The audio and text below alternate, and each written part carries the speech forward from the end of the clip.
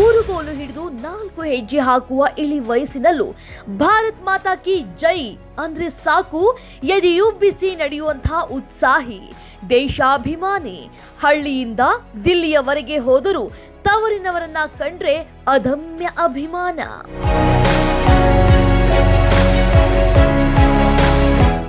ಒಬ್ಬರು ಅನ್ನದಾತ, ಶ್ರೀಸಾಮಾನ್ಯ ಹಿರಿಯ ಜೀವಿ, ಮತ್ತೊಬ್ಬರು ಪ್ರಭಾವಿ ಸಚಿವರಾದರು ತವರಿನವರು ಅಂದ್ರೆ ಸಾಕು ಶ್ರೀಸಾಮಾನ್ಯರ ಹಾಗೆ ಅಪ್ಪಿಕೊಂಡು ಅಭಿನಂದಿಸುವ ಸರಳ ಜೀವಿ.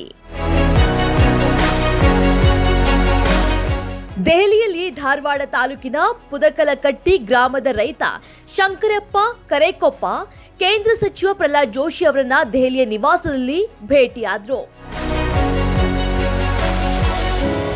ಗಣರಾಜ್ಯೋತ್ಸವದ ಪರೇಡ್ ನೋಡಕ್ಕಂತ ದಿಲ್ಲಿಗೆ ಬಂದಿದ್ನಿರಿ, ಹಿಂಗ ತಮ್ಮನ್ನು ಭೇಟಿಯಾಗಿ ನೋಡ್ಕೊಂಡು ಹೋಗೋಣಂತ ಇಲ್ಲಿಗೆ ಬಂದೆ ನೋಡ್ರಿ ಅಷ್ಟೇ ಅಂತ ನಗು ಚೆಲ್ಲಿದ್ರು ರೈತ ಶಂಕರಪ್ಪ.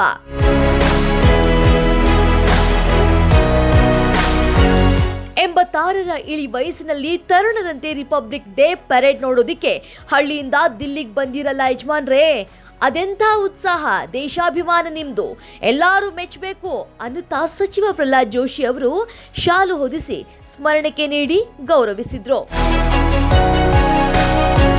ಜೋಳದ ರೊಟ್ಟಿ ತಾಕತ್ತೈತ್ರಿ ಸರ್, ಊರಿಂದ ದಿಲ್ಲಿವರೆಗೆ ಸಾವಿರಾರು ಕಿಲೋಮೀಟರ್ ಪ್ರಯಾಣ ಮಾಡಿದೆ, ಆದ್ರೂ ಸ್ವಲ್ಪವೂ ದಣಿವಾಗ್ಲಿಲ್ಲ, ಅದೇ ನಮ್ ಜೋಳದ ರೊಟ್ಟಿ ತಾಕತ್ತೈತಿ ಸಾರ್ ಎನ್ನುತ್ತಾ ರೈತ ಶಂಕರಪ್ಪ ಗಣರಾಜ್ಯೋತ್ಸವದ ಪರೇಡ್ ಪಸಂದಿತ್ತು ಅಂತ ಸಚಿವರಲ್ಲಿ ಸಂತಸ ಹಂಚಿಕೊಂಡ್ರು.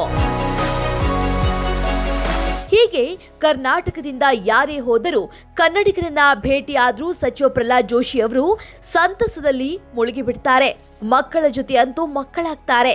ಏನೇ ಹೇಳಿ, ಚುನಾವಣೆಯ ಸಂದರ್ಭದಲ್ಲಿ ಮಾತ್ರ ಜನರನ್ನ ಹತ್ತಿರಕ್ಕೆ ಬಿಟ್ಟುಕೊಳ್ಳುವ ಇಂತಹ ಸಮಯದಲ್ಲೂ ಎಲ್ಲರೊಟ್ಟಿಗೆ ನಾನು ಒಬ್ಬ ಅನ್ನೋದು ಇದೆ ಅಲ್ವಾ, ಇದು ನಿಜವಾಗಿಯೂ ಆದರ್ಶ.